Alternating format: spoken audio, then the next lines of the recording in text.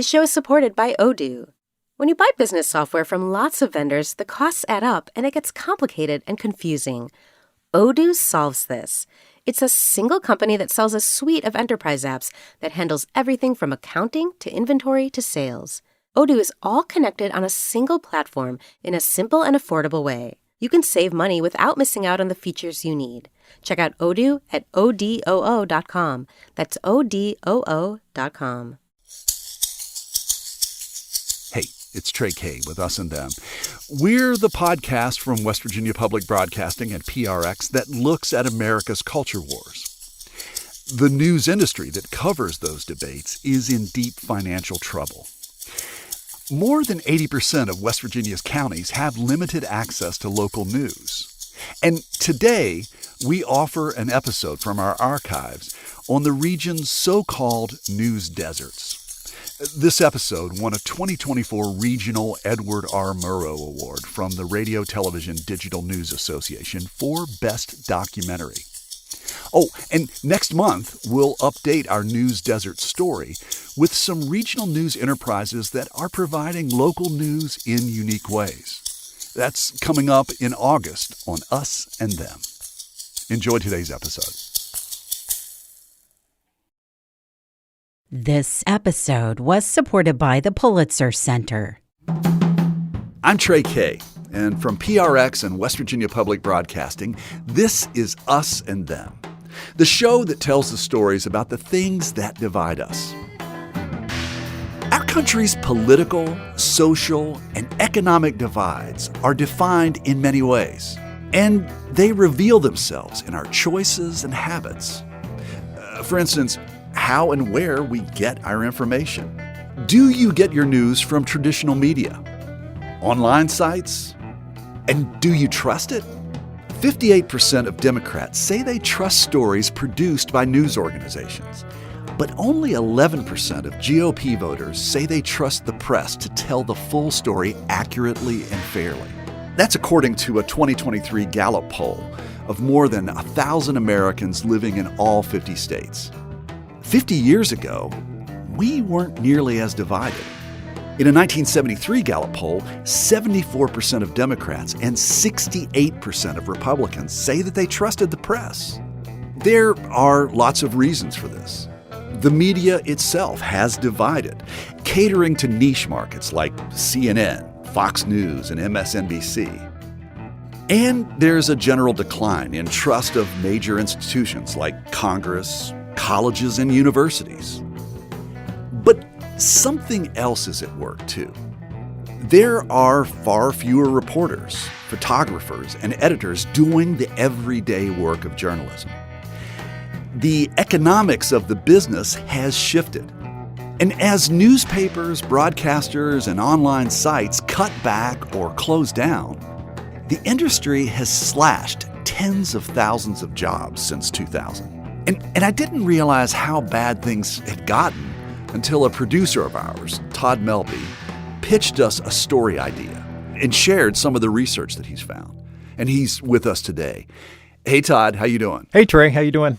So you say that there are more than 200 counties throughout America that have no source of local news. I mean, that surprises me. 200 counties? 200 counties, yeah. And about 70 million people live in those counties. The study comes from the Medill School of Journalism at Northwestern University, and they call these counties news deserts. And that kind of reminds me of other reporting that we're doing on food deserts. Kind of the same thing? Of course. Yeah. Absolutely. Yeah, a body can't thrive without nutritious food, as we all know. And many scholars would argue democracy can't thrive without informed voters. Right. But now usually when we hear of people losing their jobs in journalism, it's usually in a big city. Like right now, there are situations in Los Angeles with the Los Angeles Times or the Washington Post, and they're getting a lot of attention. And in these cases, it's billionaire owners of these publications that are battling with unions, trying to save money and to attract more subscribers, right? That's right. But the Medill study reminds us that small towns are suffering too. In fact, it might be worse there. So when I read about the shuttering of the Welch News, which is a small town paper in southern West Virginia, I thought you might be interested. Absolutely, I'm interested. Of course. I contacted Missy Nester. She's the publisher there. She's far, far, far from a billionaire, by the way. Right. She bought the paper years ago and tried to save it. She really did her best, but she couldn't quite pull it off. So I asked her if I could come to Welch for a visit so she could tell me about it. You're calling from Minnesota and you're going to come to Welch. Was she surprised? She was really surprised. She thought maybe I just wanted to talk on the phone about it. But I told her that I wanted to come to Welch. I wanted to see Welch. I wanted to meet her in person and really, really get to know her and get to know her story. Okay, but you're from Minnesota. Why do you care so much about this story in southern West Virginia? It just really spoke to my heart. You know, I've spent most of my life working as a reporter, and I'm from a small town in western North Dakota. I covered the oil boom in western North Dakota, also another energy thing. Right. So I just thought there were a lot of parallels here, and I just wanted to go there and learn more. So you come to southern West Virginia. Was that quite a shock for a prairie boy like you? Absolutely it was. Yeah, I'm used to the wide open vistas, the roads that kind of go on forever. And in southern West Virginia, it's narrow roads and twisting roads and mountains. So it was quite a topography shock. A woman I met, Renee Bolton, did a really good job of describing the topography. Everywhere you go, you're going to have to cross a mountain to get there. So if we go from Welch to Bradshaw, you're going to cross about 2 mountains. If you go from Welch to War, you're going to cross a couple mountains. Just about anywhere you go, you're going to have to cross mountains to get there. It was just about a year ago when the Welch News shut down. Renee says until then, the paper kept people connected because it published news from the entire county. On its website, the newspaper's tagline is, "The Spirit of McDowell County." I like that. Yeah, I like that too. The paper's owner, Missy Nester, grew up in McDowell County. She went away to college, came back, started working at the paper, then eventually bought it. All of that just made me want to know more about Missy and McDowell County. So I headed deep into coal country. In fact, about 100 years ago, the region was known as the nation's coal bin. And that was a positive and powerful thing because coal powered the nation. That's right, it did. So where does our story begin? It begins in the right place. It begins just outside the newspaper office. Missy Nester is showing me around. All right, so we are is this downtown Welch? Downtown Welch. We're almost adjacent to the courthouse, and that is my very favorite view. And coming down the street here is a truck. It looks like a semi of some sort. Yeah, it's a coal truck. That's a coal truck running, and those are 24 hours a day here.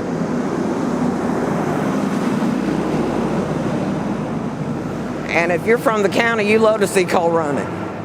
When Missy Nester says the county, she means McDowell County. Welch is the county seat. In the 1930s, 40s, and 50s, McDowell County was a popular place. America needed coal, and McDowell County had a lot of it. By 1950, 98,000 people lived in the county. Today, the population is just 19,000. Now we can see your building. 1927, Welch Daily News. The building was built in 27. The Welch News was here before that. I'll take you up and see the equipment and everything. Immigrants from Europe came to work in the coal mines. So did Black Americans from the South. The Welch Daily News was there to document every moment, even the surprises. Like the time the letter A in the Welch Daily News sign fell off the side of the building. I was actually standing out in front talking to one of the local police officers, and the A rolled right down. Almost got my head and his car. No way. What did he say? Oh, he said, "Well, I'm glad that didn't hit us." Me too. Missy picked up the A and took it inside. The A was in her someday plans. Even with the A missing, I always had a dream of redoing that Welch Daily News sign. I've got the A inside. I wanted to do it in gold and black. When Missy owned the paper, it wasn't a daily anymore. It came out 3 days a week, Mondays, Wednesdays, and Fridays. We head inside so Missy can show me around the newspaper building. It's chilly. The heat's been off for some time.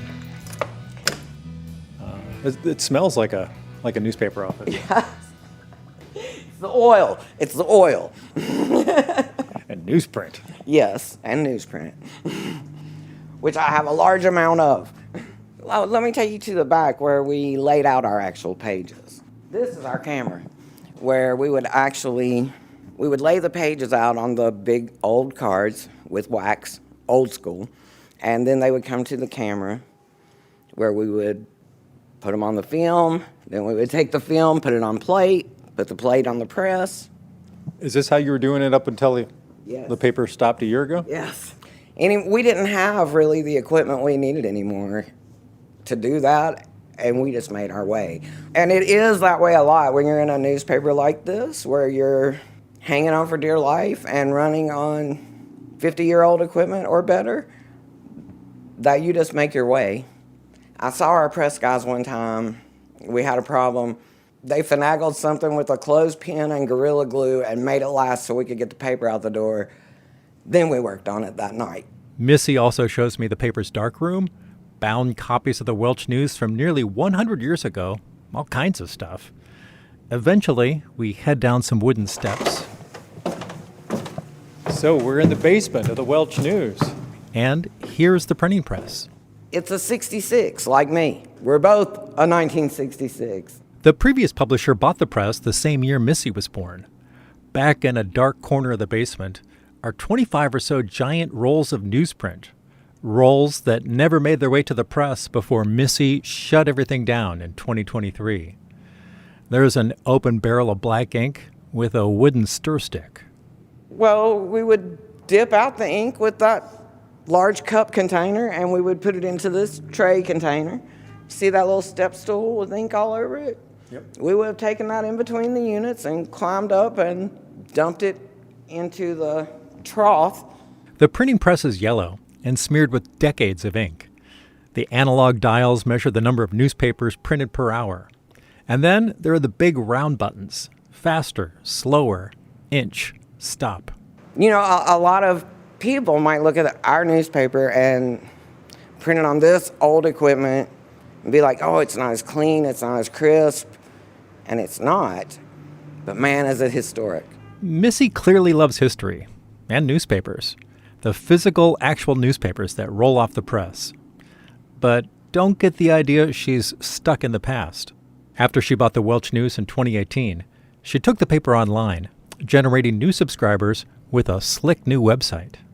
And when something noteworthy happened, she'd whip out her phone and go on Facebook Live. Traffic in Welch, y'all. Just giving you a little shot of it. Missy recorded this a while back.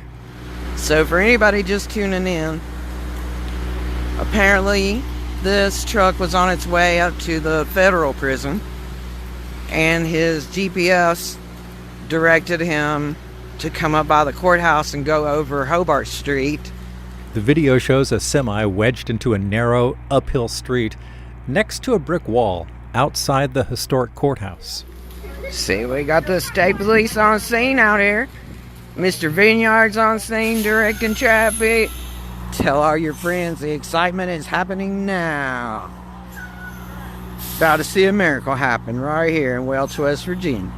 As the live comments roll in from viewers, Missy responds to them one by one. Hey, Sonia Menace. I know, 325 people watching this, me standing out in the rain, because 325 people are watching this, and if y'all want to see it, I'll stand in the rain for you. Don't forget to like and subscribe. $5 a month will keep me standing in the rain. And stand in the rain she did for an hour and a half until the driver, the tow truck, the state police, with a little help from curious onlookers, got the semi unstuck. Maxine, thank you. An incident like this is something journalists call a talker, a story that's not exactly news in a change-the-world sense, but it's something unusual that people will talk about. In the end, Missy's stuck semi video attracted 1.4 million views and more than 7,000 comments. Missy didn't do everything at the paper. A young guy named Derek Tyson served as reporter and editor. He was working at the paper before Missy bought it. Missy and Derek are really good friends. Heck, they're such good friends, their friendship has survived working together and a stint as roommates. Derek says it all started when Missy was having mechanical problems at her house. She had awesome air conditioning and no heat, and so we'd have to go up there and thaw her pipes out and stuff so she could even get ready for work, and that eventually transformed into Missy sleeping in her office. Yeah, it was bad. So Derek made her an offer. And that eventually led to me going, I've got this giant house and I live by myself over here. And then I was like, there's plenty of room. Derek is 33. He inherited the house. His grandfather and father owned a bunch of stuff around town, including a 5-story brick apartment building called Tyson Towers that was once a grand hotel with a marble staircase. Anyway, Derek offered Missy a room for free. Missy took him up on it. In 2018, the out-of-town owner of the Welch News announced that he wanted to sell the paper, and if he couldn't find a buyer, he'd close up shop, quit printing, end of story. Both scenarios scared Missy and Derek. A couple of people had come to me and said, okay, they would buy it if we would work it, and I do not mean local people. And we said no. Yeah, basically, if we don't do it on our terms, we have no interest in it, really. And because it sounds nice. Oh, these guys are going to bail us out. What's their intentions for your publication?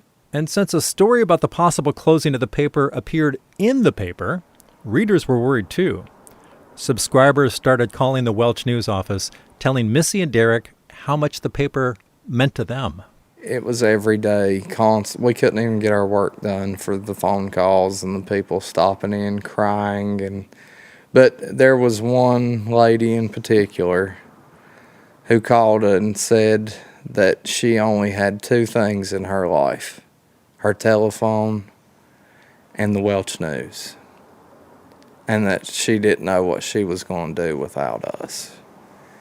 And with the big hearts that we have, that those words gnawed into our very soul, and that we realized, there were a lot of very less fortunate people that were going to get hurt if we ceased to exist. So they came up with their own plan. Missy would buy the newspaper, and its 7 staff members would stay on because they loved the Welch News and didn't want to see it die. Missy offered the owner $30,000. He refused, saying it wasn't enough. Months went by, but there were no other bidders. In the end, Missy got the paper for her $30,000 asking price. We were coming in with dreams. We want to cover this thing. We want to be creative. We did a little magazine. We took us online. We had dreams of where we wanted to take our community, and we were afraid that someone else would buy it. Community means a lot to Missy and Derek. While they're both from McDowell County, their childhood neighborhoods were different. Missy grew up outside of town. Derek grew up in Welch. We drove around in his pickup so he could show me things that matter to him. We're in Welch, West Virginia. Okay. Flatiron Drugstore, which is a 3-story replica of the Flatiron Building, famous for New York City. Because our nickname used to be Little New York. And here we have the City of Welch Municipal Parking Building, also believed to be the very first parking building built in this country. Due to geography, it was incredibly hard to park here. Not anymore. Parking is free now, in that historic parking ramp and on the street. With fewer people around, Welch is doing everything it can to make visitors feel welcome. There used to be 2 movie theaters across the street from each other back where that clearing was. There was a giant apartment building on this riverfront here. Next, he takes me to one of the steepest, most narrow parts of town. This neighborhood is built on a hill. And now you get to really see how hard it was to eke out a life here. We literally built our homes on cliff sides. The old joke of, honey, I'm going to go mow the yard. Yeah, I've heard so many people say that. Wow. Yeah. And here's the best view. Look at that. Welch still looks like a city from up here, I think. Once we're back downtown, Derek pulls his truck up on the sidewalk right in front of the 1927 Welch Daily news sign. The letter A is still missing. You know, sometimes parking's tough in a town without many people, believe it or not. So we park up on the sidewalk, and we call that parking like you own the place. It's really only meant for short visits in, you know, but some citizens don't care about that. Because there's a woman, when I came out to take the outside picture, and she had the big pickup right on the sidewalk right behind us. Little do they know, our coal room is actually under this sidewalk. We've always said one day somebody's vehicle was going to go through it. So you better get out before it's us. While Derek's childhood memories hold images of life in town, Missy grew up just outside of Welch. I grew up in Ekman, which is not really a city and not really incorporated. You know, it's like the mouth of a holler. Her dad worked for the phone company.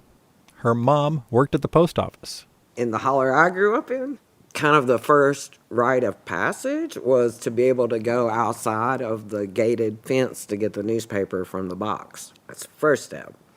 When you get proficient, and my parents were of the belief that you wouldn't get killed on the road going to get the newspaper out of the box, then they would let you go get my grandparents' newspaper out of their box and take it into them. Then came learning to read. My mom helped teach me to read using the comic pages of the Welch newspaper. You know, in a small community like this, it means a lot. The newspaper is just part of the household so much. Her mom wasn't the only one who read the Welch News. Her dad did too. And he shared advice with Missy about which pages in the paper were most important. For example, one of his rules was always read the legals. That is what you want to know, is the legal section, because you want to know what these coal companies are doing and which mountain they're getting ready to blow the top off of and if it's going to affect you or not. Missy's dad also used the newspaper for some early lessons in democracy. When elections came around and the sample ballots ran in the paper, my dad would lay that sample ballot pages out on the table, and he would go through every candidate and tell us what he knew about that candidate, how he was going to vote, and also what other people believed. He would tell us both parts. Now, I like this guy because of this reason, but other people might say they like this guy because this is what he did, you know, and taught us to use the newspaper for information that would help us. And so it was always a big part of my life. It was such a big part of her life in high school, Missy joined the school newspaper. She says one day the school district announced that there was asbestos in some school buildings, but refused to say which ones. At the time, Missy's dad served in the school board. She asked him about it. He refused to give her any information. So she started digging, looking at the years the schools were built, and researching the years asbestos was commonly used as an insulation material. When I come home and say, okay, I figured it out, then my dad is furious, you know, and he thinks, oh, you've been in my filing cabinet, you've done this, but I've got my work, and I lay it out and go, no, here's how I figured it out, and walked him through the process of how I had figured it out. And right there is when it clicked for me, oh, this is what I like, because 16 years old, and I just made my dad that mad figuring out something by myself. I love this.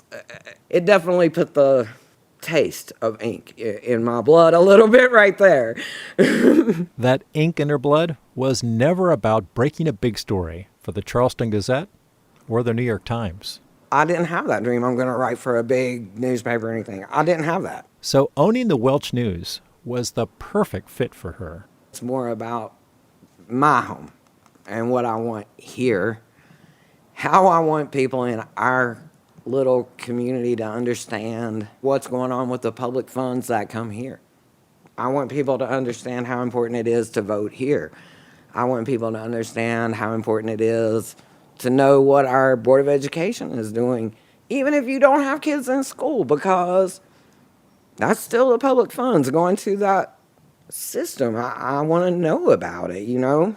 That curiosity led her to pursue a lot of stories, including publishing the salaries of public officials in the paper. And I just went down a list of all the public information of the rate of pay yearly for commissioners, prosecuting attorney, you know, whatever list I had. Whew! I'm stirring up trouble telling everyone how much money people are making. With Missy in charge, Derek changed the way he worked.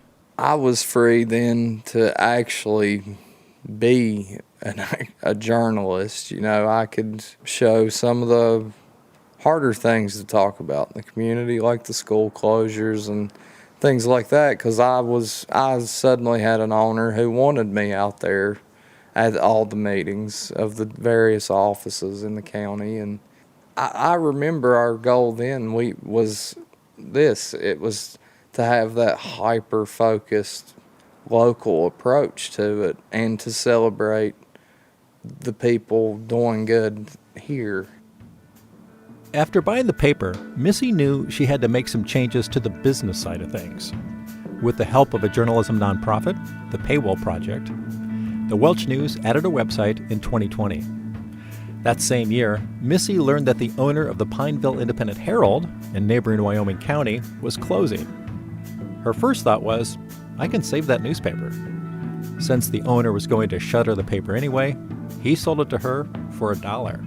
They had presses running copies of the Welch News on Monday, Wednesday, and Friday, so Missy had the editor, pressman, and delivery drivers add the Pineville Independent Herald to their workload on Thursdays. Until July 2022, 13 drivers delivered newspapers to people in town and in every holler. It was a lot of work for not a lot of money.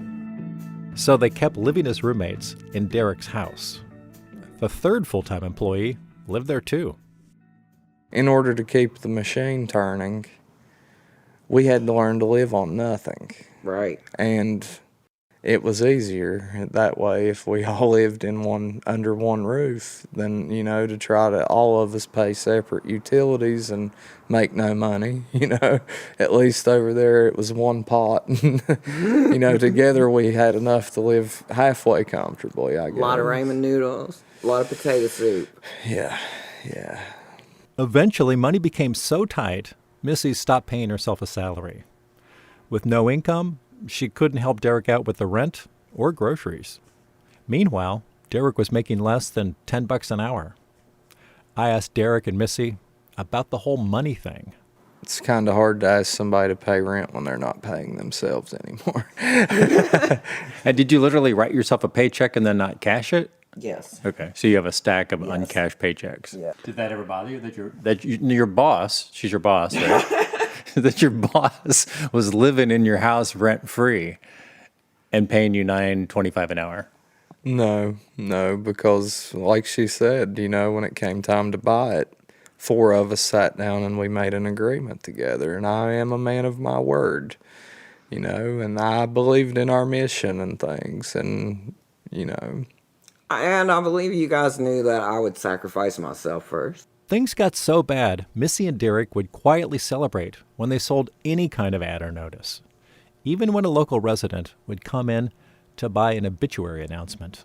People would come in the door and pay us $12 to put a death notice in the paper, and we would be yelling out to each other, okay, we got $12 because we're trying to come up with what we need to make payroll. But ultimately, they couldn't take it anymore. You know, you feel like you're failing really every day. And even at our best, there were so little of us and so little manpower. There were 1,000 more things we would have liked to have covered every time. Even at our best, we were failing our community in our minds because there's so much more that the world should know about. I think that I personify that 10 times harder than anybody else that worked here. I never felt good about it. Anything I did, I'm still bad about it, you know, because all I could think was the story I didn't get to that they wanted on that paper, you know, and it's just like I always felt like no matter how hard I worked or tried, I let someone down. In March of 2023, Missy Nester and Derek Tyson published the last issue of the Welch News. Lisa Blackburn misses the paper. I met up with her outside of a drugstore downtown. She was smoking a cigarette and watching the occasional coal truck rumble by. But I used to love getting it. I couldn't wait to get the Welch News out of my mail or, from my door. Loved it. And my best friend, one of my best friends, she's the one that ran it. Missy Nester, yeah, she ran it. Yeah, she tried her best to get it going right. She tried and tried and tried. I don't know. I don't know. I don't know what happened.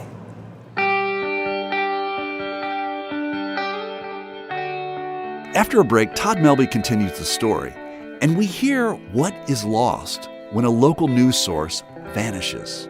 A lot is lost when local news goes away. You start with the accountability issues, like literally no one is watching the government. And anecdotally, we know that when that happens, corruption goes up. That's Steve Waldman, a former journalist who now runs a nonprofit called Rebuild Local News. And we'll find out what Missy and Derek are doing now. You're listening to Us and Them. This program is supported in part by the West Virginia Humanities Council and the CRC Foundation.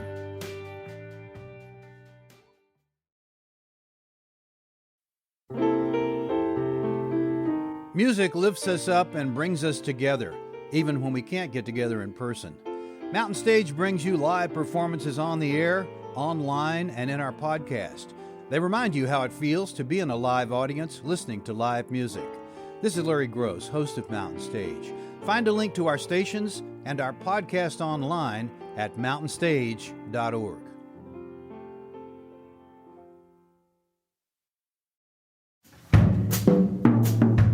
Hey, it's Trey. And from PRX and West Virginia Public Broadcasting, this is Us and Them. Producer Todd Melby picks up our story about the loss of local journalism.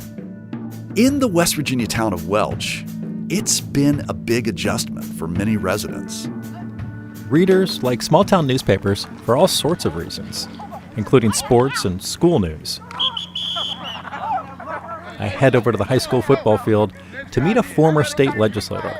He's a Democrat, a retired teacher, and now a sports medicine specialist who attends practices and games to assist injured players. Well, my name is Ed Evans, retired educator, taught for 35 years, spent 6 years in the legislature. He also keeps an eye on the water coolers. Right now I'm working for Bluefield State College, doing sports medicine for them as well. Excuse me a second. Put the lid on that. Get your foot out of that and put the lid on it.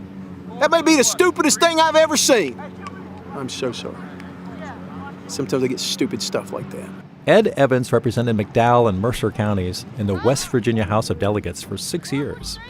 He didn't grow up here, but his first teaching job was in the local public schools. When I first got here, I was 22 years old. I thought that was one of the coolest little newspapers ever. But the Welch newspaper was very special because it was McDowell County information. If you wanted to know about it, they used to have this little thing called the Ridge Runner on the front page. And it looked like a little guy on a bucking bronco was the little logo with it. And if people wanted to complain about something, they wrote the Ridge Runner. Everybody couldn't wait to read the Ridge Runner. See what was being complained about, Ed is 64 now. He also enjoyed the paper's sports coverage. And really, it's coverage of just about everything. I think that people have to understand how important a free press is. You have a right to know what's going on in the country you live in, or the state, or the community. It's the job of the press to bring that. The Welch Daily News, WLC Radio, losing them was huge. Nowadays we have the internet, and when the buses aren't going to run because of snow. But WLC had their little jingle, hip hip hooray, no school today. Every kid in McDowell County grew up hearing that. But you don't hear it anymore. And the newspaper always had a list of, makeup days and things like that. So it's important. Local newspapers are they're the best. Some people are really sad about the death of the Welch News. I mean, really sad. My name is Ida Monroe, and with the Council of the Southern Mountains. Ida Monroe works in downtown Welch. She grew up in McDowell County. She's 75 now. As a young woman, she lived out of state for a while. I grew up with the Welch Daily News. When I lived in New Jersey, my mother would send me the Welch Daily News. And I kept up with everything here in McDowell County. Then her husband got a job in the coal mines, and they moved back. She read the paper every day, usually from back to front. She'd start with the classifieds and the legal notices on the back page, then worked her way to the more serious stuff on the front page. People need to know what's going on in their county.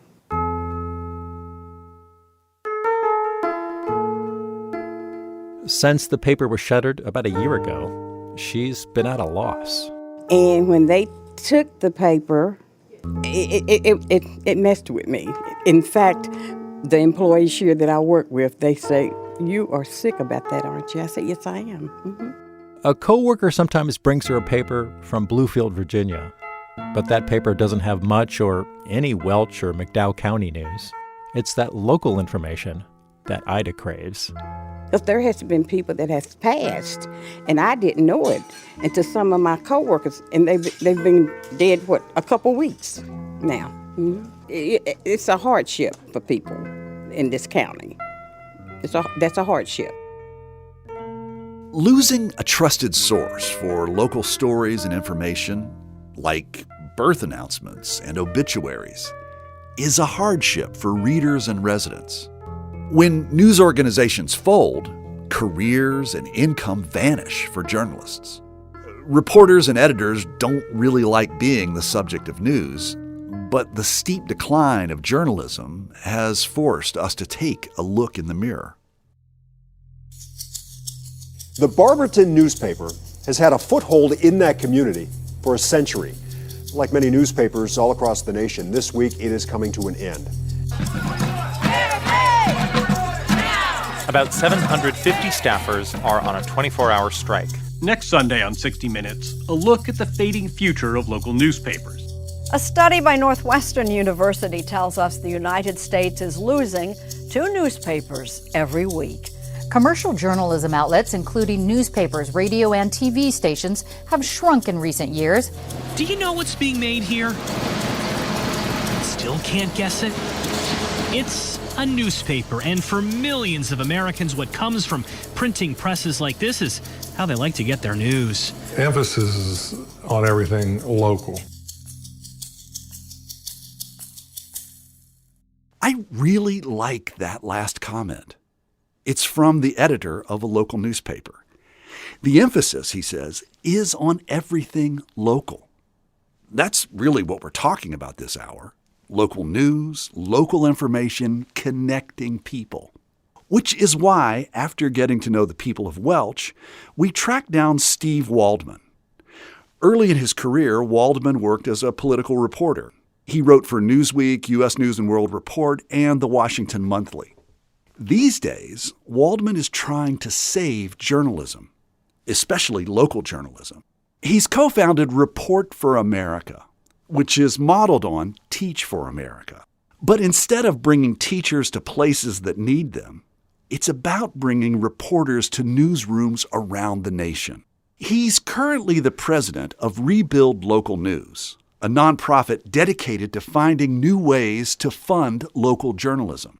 He says to understand the plight of journalism today, it's important to know how we got here. The amount of advertising that goes into newspapers has dropped 82% since 2000. 82%, $40 billion. Imagine any other industry if you said, oh yeah, the revenue's down 82%. It's a cataclysmic change. A lot of people think a drop in audience prompted that change.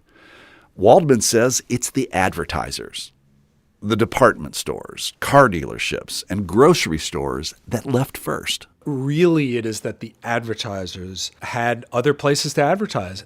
Places like auto Trader.com and Monster.com, the job sites and Craigslist, and basically the whole classified section of the newspaper got picked apart by various different websites. The jobs websites took the help wanted ads. The car websites took the car ads. The Craigslist took, I want to sell my sofa.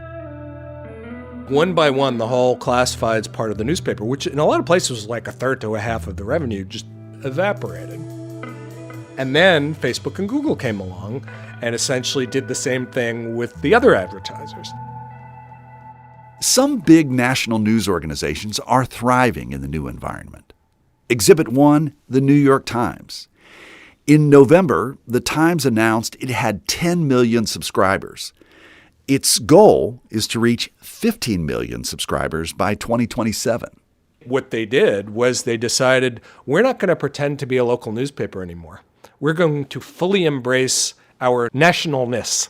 We're just going to go all out. We are a national news or a global newspaper. And they did. And it turns out that you can make that work. You can outrun the falling ad rates by having a really, really, really big audience. And that's what they did. But what do you do if you own the Welch News?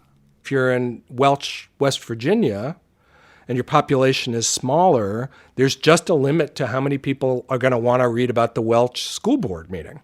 Like, it's pretty much only the people in Welch are going to want to know about the school board meeting. And that limited audience makes the economics tougher. Last year, I was saying 2 newspapers close every week. Now I'm saying 2.5 newspapers close every week. So according to the new study from the Medill Journalism School, the problem is accelerating. So thousands of newspapers have closed, and the rate of closing is actually increasing. And the majority of newspapers in America are weeklies in small towns, and they are the ones that are closing fastest. So it is a problem that really does touch every part of America, big cities, suburbs, small towns, but it is particularly hard-hitting rural areas. That's left thousands of cities and towns with no source of local news. There are now what are called news deserts, which are areas that have no newspapers at all. And then you have other places that have some newspapers, but they barely cover the community, that have not a single local reporter. So local newspaper without a local reporter. How do you do that? You take some wire service copy about national stories and then some ads, and then you basically, have a newspaper. And it's hard to even get your head around. Like, it's like peanut butter and jelly sandwich without bread. So in places like Welch, West Virginia, where the local newspaper just cannot sustain itself, who covers the city council or the school board or the county commissioner or the local football games? Usually no one. So statistically, in communities that lose their newspapers, nothing is replacing them. And that's a bit of a surprise. Like, we kind of thought, okay, well, the old newspapers are going to go away, but they'll be replaced by a new thing, a website that covers the school board or the counties. In most places, that's not happening. The newspapers are shutting and nothing is replacing them. It sounds to me like there is really something lost when this goes away. Just spell that out for me. What is lost? A lot is lost when local news goes away. You start with the accountability issues, like literally no one is watching the government. And anecdotally, we know that when that happens, corruption goes up. Actually, taxes go up. There have been studies that have shown that in communities that lost their local news, the cost of borrowing went up and taxes go up because no one's minding the store and government gets more inefficient. In 2011, the Los Angeles Times won a Pulitzer Prize for uncovering shockingly high salaries for public officials in a small working-class city east of Los Angeles. The Times revealed that Bell, California, was paying its city manager $787,000 a year. Its part-time council members were earning $100,000 annually. While the salaries were exorbitant, they weren't illegal. The salaries were approved in public meetings. But there was no reporter at the meeting listening or taking notes or writing stories. That's because there was no newspaper or radio station or website dedicated to covering local news. There's a deterrent effect from the reporter just being in the room without writing anything. That happens all over the place. So you have literally thousands of communities now in America that don't have that. So that's the accountability part of it. Then you also have the kind of community cohesion part of the crisis. And that refers to the ways in which the loss of local news means we know each other less well. And we know less about the high school sports team, and we know less about that amazing woman who just died at 92 who completely saved the public parks. And we know less about the town. We don't have a sense of identity about it. We start to feel less effective about our own ability to shape anything because we don't know anything. Waldman and a coalition of journalism organizations are pressing for change. Waldman believes the government can help.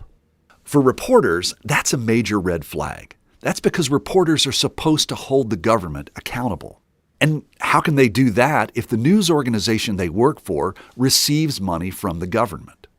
Waldman argues the support can be nonpartisan and extremely hands-off. He points to a law passed by Congress more than 225 years ago. In 1792, the United States Postal Service charged newspapers only a penny to send their editions as far away as 100 miles. By contrast, it cost 6 to 25 cents to mail a letter, depending on the distance. James Madison and George Washington thought the press to be so essential to democracy that the cost of mailing newspapers should be free. Madison was kind of radical about the postal subsidy. It turns out that the two camps that existed in the first Congress among the founding fathers were the people who thought there should be a big newspaper subsidy and the people who thought there should be a massive newspaper subsidy. And Madison was in the massive category. He actually said there should be no postage fee at all for newspapers. Everyone else should pay, but newspapers shouldn't pay anything. He said even a penny is a tax on their freedom and on the freedom of the press. That's how strongly he felt that we have to be really taking extra efforts to help build up this newspaper industry. Waldman wants a modern-day equivalent to the postal subsidy, but cautions that any help must be First Amendment friendly and content neutral. One idea is a tax credit for advertisers. So the tax credit literally goes to restaurants and dry cleaners and grocery stores if they advertise in local news. So there's no one sitting around in a government agency deciding which news organization is the favorite. The restaurant has to decide that it would be a smart place to advertise. The newspaper has to prove that they're still worthy of getting some money. Another idea is an employment tax credit that goes to news organizations just for hiring local reporters and retaining local reporters. It's blind about quality, it's blind and neutral about content, except for whether it's local. Up until its last issue, the Welch News was all about local news. Since Missy Nester turned off the printing press and ended the paper's nearly 100-year legacy, she's been trying to move on with her life. Missy says she's recovering from the stress of producing 4 newspapers every week. She's been spending more time with her family, including her daughter and 4-year-old grandson. One morning... Yes, this is my mama. We always answer my mama. Her mother called. Hello? Hello? Watch what you say. I mean, you're on recording right now. I just want you to know that. Oh, why? We're talking about you. I just wanted you to know not to say any cuss words or talk bad about Daddy or anything like that. Look, I may talk bad about your daddy, but I do not say those damn cuss words. Missy and her mom chatted for a while. At one point, Missy's mom, who lives just across the border in Virginia, suggested Missy join her on a day trip to Charlotte, North Carolina. So you ride the bus down there, walk around, and then ride the bus home on the same day? Yes. They pick us up in Bluefield at 7 o'clock in the morning, and we're supposed to be back at 9 o'clock at night. Ooh, that's past my bedtime.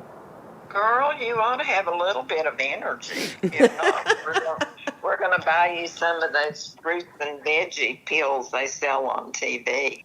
All right, I'll go. I'll challenge myself to do that. Y'all enjoy. I love you. I love you too. Bye. Bye.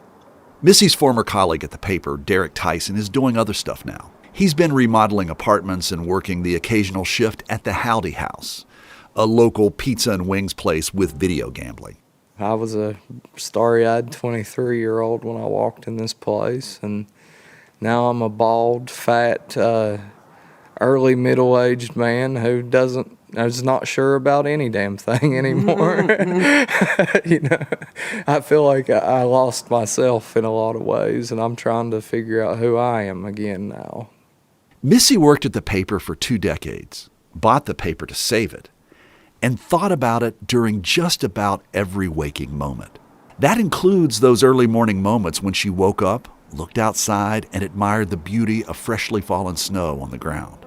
Instead of enjoying the moment, Missy spent years sharing stories of all kinds with McDowell County.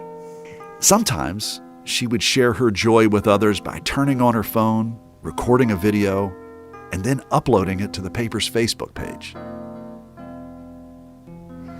Morning, y'all. Snow looked beautiful this morning. I wanted to see if it would show up. I did a little video. We got a little bit of snow on the ground here. See, it's a little on the road. It means the mountains probably got some on it. You guys be careful this morning. Happy Thursday. Great to be your hometown newspaper. So when she shuttered the paper, it was tough in a lot of ways outsiders might not understand. I love this place. I'm really sad about it. That's my personally, you know, that it was so big of a part of my life, my entire life. But almost everyone that I talk to here has a Welch News story of when they delivered the newspaper, and they can tell you their entire route, 30, 40, 50 years later. They know every house they went to. Doing paper routes, you find out that there are people who are living by themselves, who are bedridden. And what we did was we would take that paper just in their house, all the way to their bedroom, check on them that day, leave. Wednesday we're going to do that again. I don't know. It was such a part of this community, such a thread that ran through that tied the community together. That's how I felt about it. And I hate we lost it.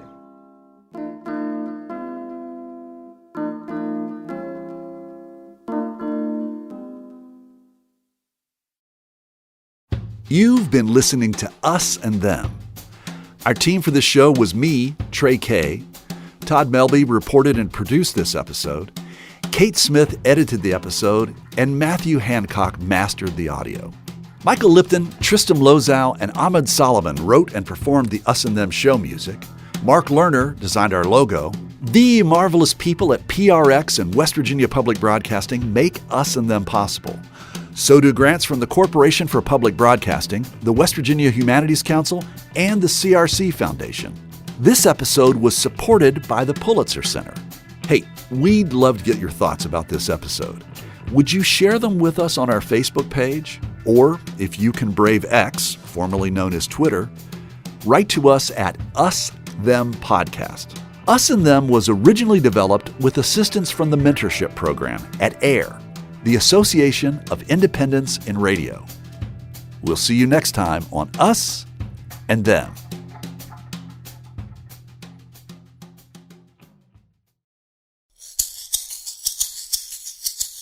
Hey, it's Trey. That was an Encore episode of Us and Them. This show won a 2024 Regional Edward R. Murrow Award from the Radio Television Digital News Association for Best Documentary. Our original award episode was first broadcast in March of 2024 with support from the Pulitzer Center. Support for this podcast comes from the Corporation for Public Broadcasting. From